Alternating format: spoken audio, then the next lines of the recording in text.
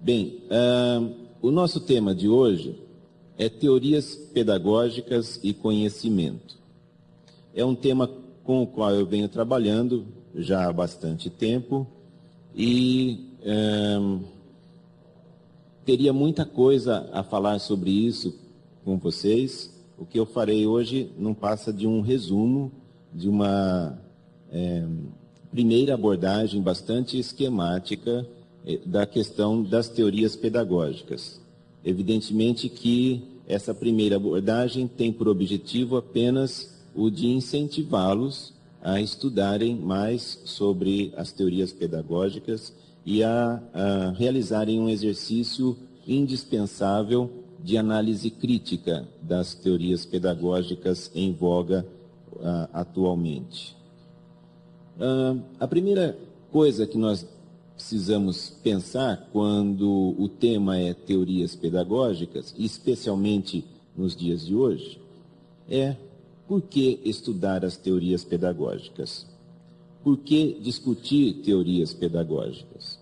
Eu digo que nos dias de hoje é necessário começar por essa questão, porque há uma secundarização e uma desvalorização da discussão teórica atualmente na educação. Quando eu digo atualmente, na verdade, isso já tem um certo tempo.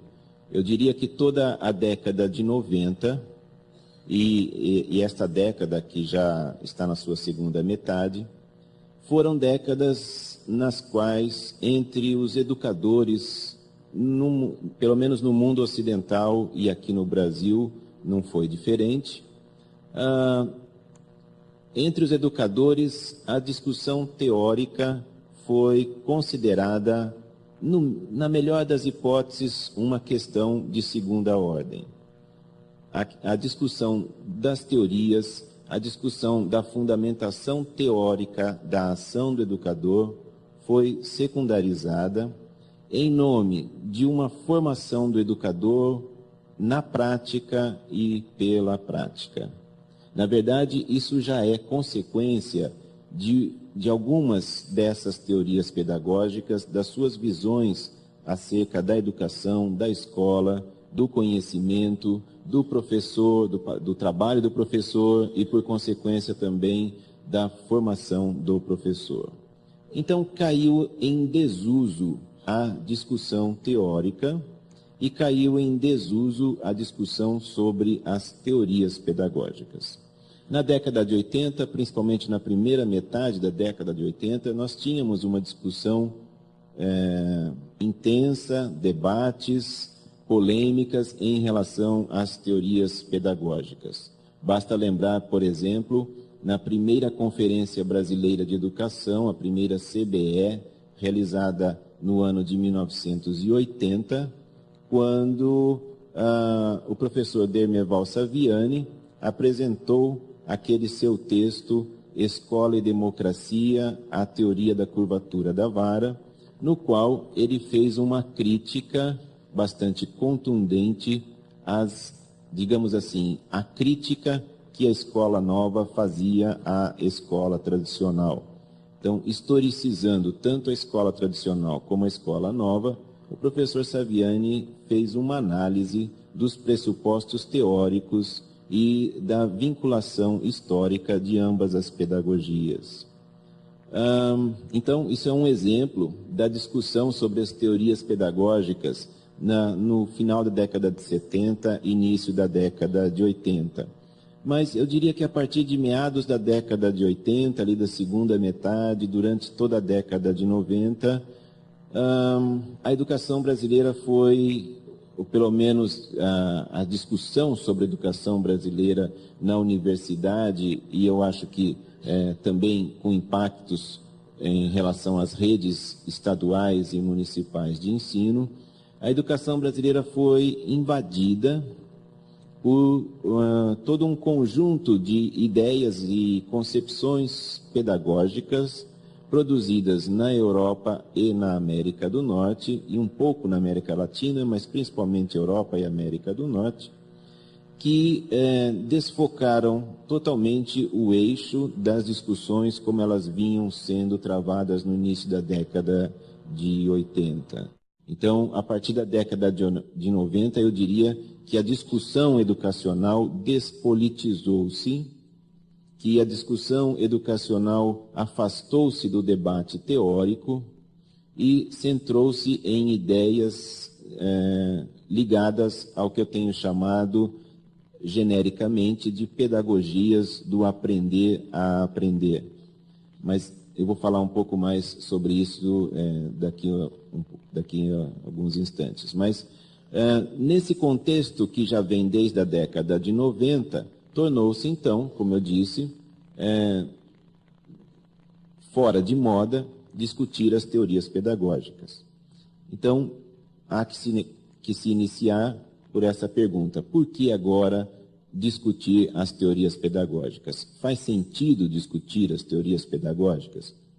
Um argumento apresentado em contrário a essa discussão, ou seja, o argumento para que não se discutam as teorias pedagógicas, é o de que elas não teriam qualquer reflexo na prática dos educadores.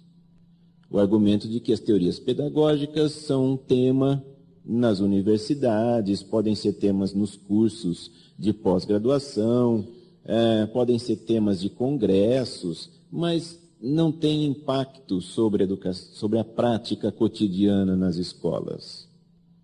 Então, segundo esse argumento, o que nós deveríamos discutir são as questões ligadas à prática cotidiana realizada nas escolas.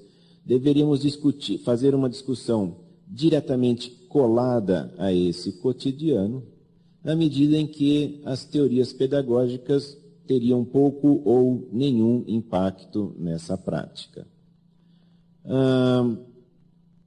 Afirma-se, também para reforçar esse argumento, de que nenhuma prática realiza de forma pura uma teoria, que na prática, na verdade, existe uma mistura heterogênea e eclética de ideias. Ideias que o educador, no mais das vezes, constrói a partir do seu trabalho, ou que ele assimilaria do trabalho dos seus colegas, dos seus pares, ou ideias que seriam já herdadas do próprio processo de escolarização desse educador.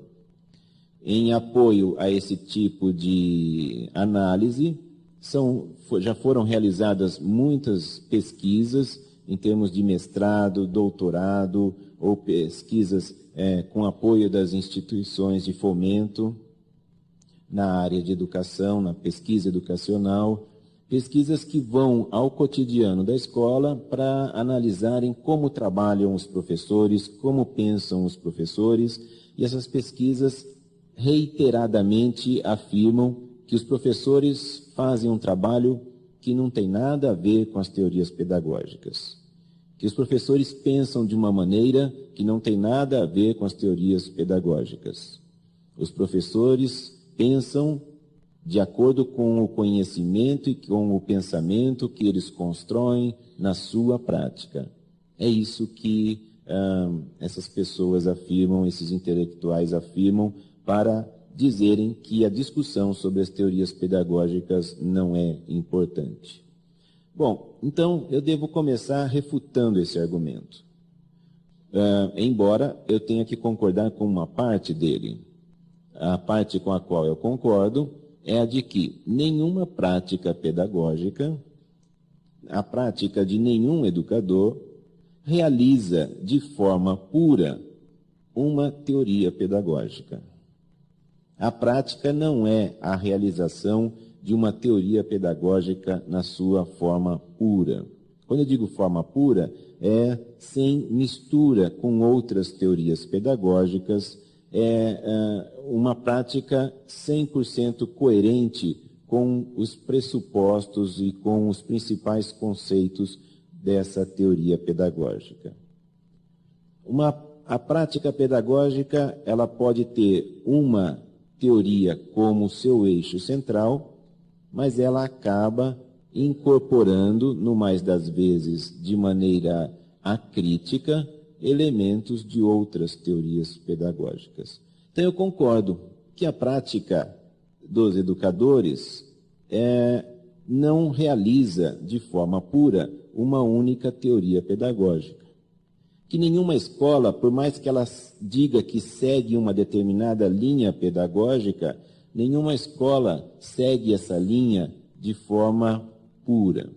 Então, nesse sentido, eu concordo que nós não podemos analisar o trabalho do professor de maneira simplista, pegando uma teoria, fazendo um pequeno esquema de quais seriam as principais ideias daquela teoria e tentando verificar se o trabalho do professor é correspondente à teoria A, ou à teoria B, ou à teoria C.